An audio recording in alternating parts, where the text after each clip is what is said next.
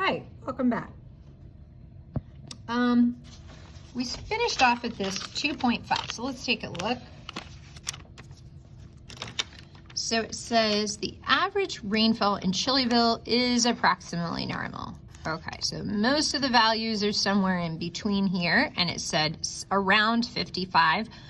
For the most part, they get 55 inches of rain. So, if the snowfall in Chileville exceeds 60, okay, so that's got to be somewhere over here, right?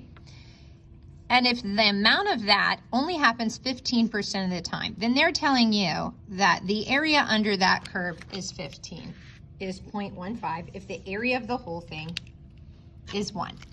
Hopefully in your mind, you're doing a quick calculation that the area to the left would have to be 0.85, okay?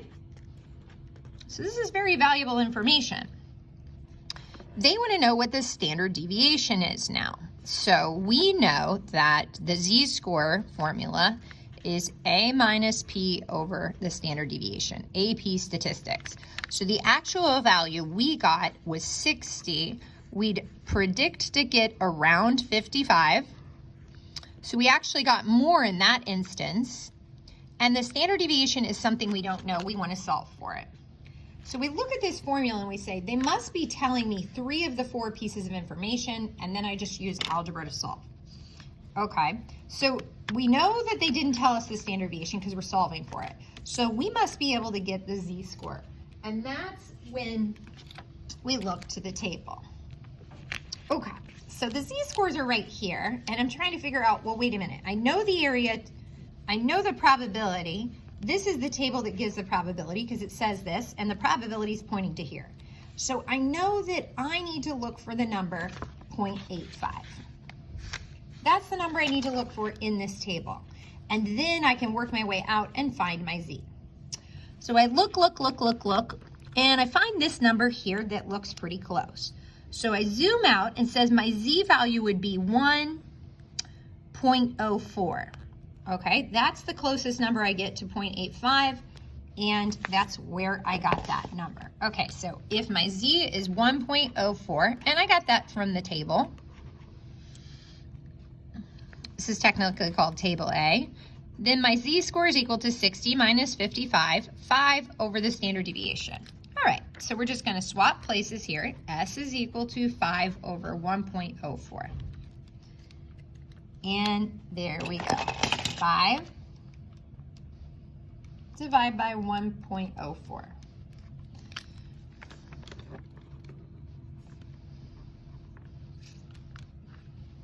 I get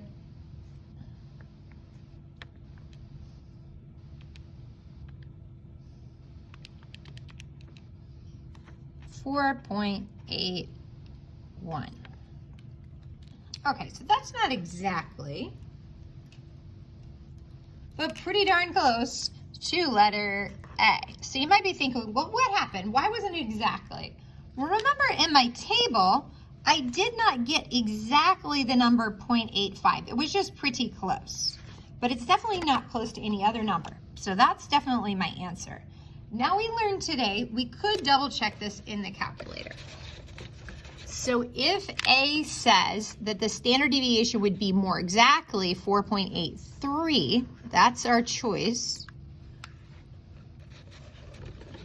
Could we check this? And the answer would be yes. There's a couple ways we could check it. So we could use stat, distribution, normal CDF. So the lower bound we could leave freakishly low, and the upper bound is 60, and if the mean was 55 and the standard deviation 4.83, then we should get the area to the left of the curve. There it is, 0.85. How else could we have done it?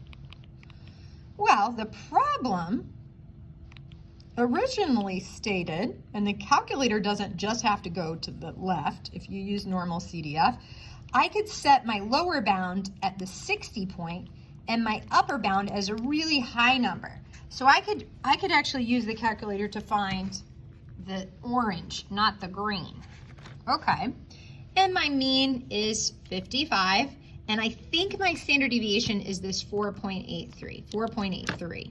So this calculator, I can double check my answer. Yeah, so the area under this curve really is 0.15 when I take 60 and then I take the upper bound to infinity. So this might be helpful. Some students put a little arrow there to remember that it keeps going and going and going, even though the area under the curve is approaching 0. All right, one more way. I know it's a lot, but you'll get better at it the more you practice. Could I have gone backwards? All right, well, the area under the curve, the problem said the 15% was higher. So the area under the curve is 0.15. If I plug in 55 and a standard deviation of what I think is correct, 4.83, enter, enter. Ooh, I get a number pretty close to 50. So that would be true. That was, whoa, wait, something weird happened. Uh-oh. I think I know what happened. That number's lower. So I think I've just proved to you maybe inverse normal works like the table. So inverse normal assumes the area to the left. So it should say it right there, because notice how we don't know if it's area to the left or right. So the area to the left is 0.85, and the mean is 55, and the standard deviation we think is 4.83. Enter, and we get the number 60. So there's a lot of different ways we could double check our answer, but for sure that standard deviation of 4.83 works. Beautiful. Okay, let's go to the next one. So the next one says the figure of the density curve marks 7 values. So all a density curve means is the area underneath there is 1. Now this is skewed data. So I would say that this is the mode, that we do know. None of the letters are right on the top. If I had to say a median, I guess I would pick E. That's the number in the middle. The mean would be somewhere over here because these numbers are pulling it down. So the mean has to be to the left of the median. But looking at what they're asking us, all they're asking us is there. The area under the curve between A and G is 1, and that's my true statement. So some of these I don't think you could find for sure. You couldn't be certain. Definitely this is false. The median couldn't be all the way down by C. But for sure this one we know is true. So we're going to move to the next one.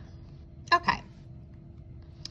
Now it says the height of the population in men is approximately normally distributed with the middle 0.97% between 5 and 7. So using our flip chart,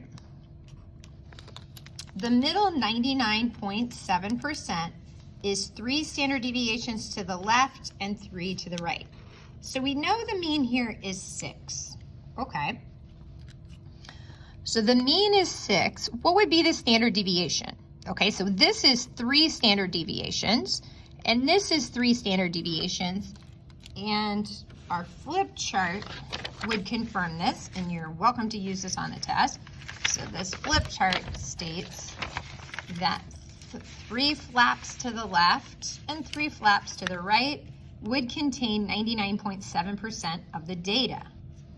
So this says mu plus 1, mu plus 2, mu plus 3 standard deviations. So the width of each flap is a standard deviation. So to find the width of the flap, the whole flap goes from 7 to 5. And we need to divide this into 6 equal pieces. So I get 2 divided by 6, I get 0.3 repeating. The problem is this is in feet, isn't it?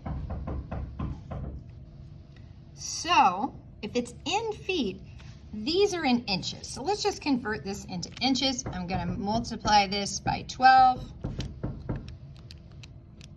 And I get 4.